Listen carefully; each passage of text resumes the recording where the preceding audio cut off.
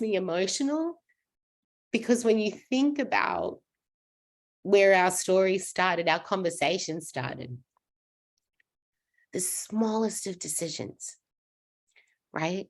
Right. Could I do this? Well, maybe. Well, maybe I'll do that later. Right. The smallest of decisions are why I'm here.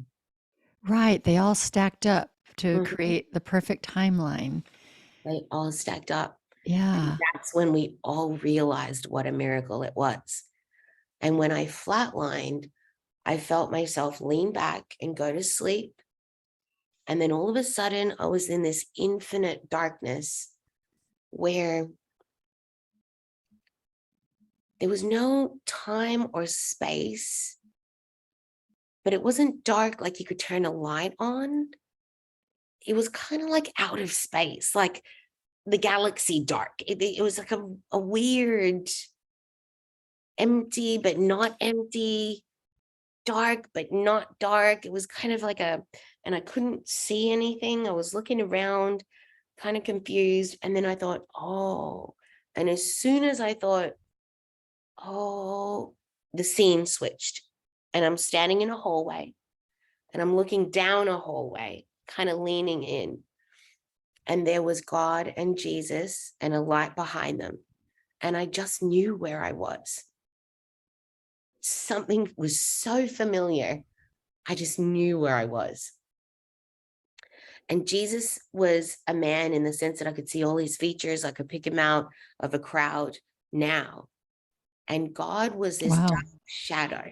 It was like he looked like an ancient man in a shadow, but I couldn't tell any features, or I couldn't tell anything like that. But what I knew instinctually was that he wasn't human. He was just in a form that I wasn't confused by. So that I wasn't like talking to a Hmm. cloud or something random where I'd be like, what is happening? Right. Right. You know? Right.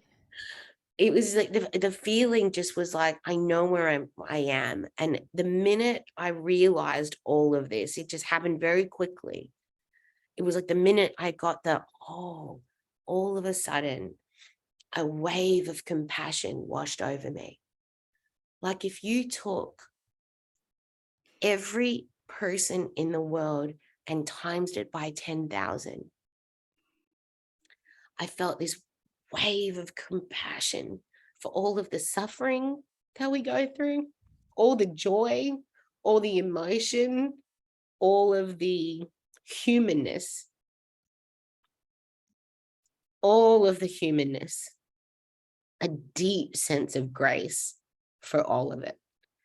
And I looked up and Jesus looked at me and went like this, did a little nod towards God. And I thought, okay, this is my moment. And then he spoke to me. And God said, you are to start a church with your best friend, all denomination, not with the intention to convert, but to demonstrate that we are all united simply because we are religious. I never intended religion to divide, only to unite. And I said, okay. And then I came back through the infinite darkness, and all of a sudden I was asleep and someone was trying to wake me up. And I thought, who Wow. is trying to wake me up? Like, what do they want? And it was the nurse doing CPR. She was doing chest compressions.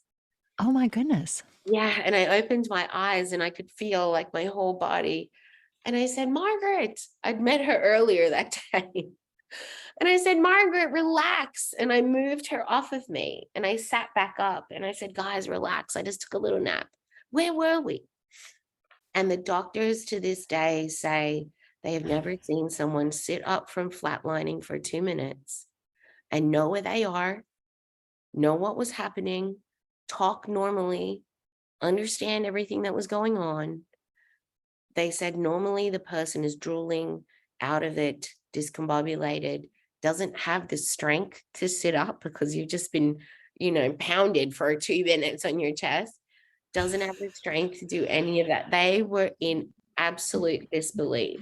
Well, Absolutely. not those other people didn't meet God and Jesus and be given Right. given something to go do.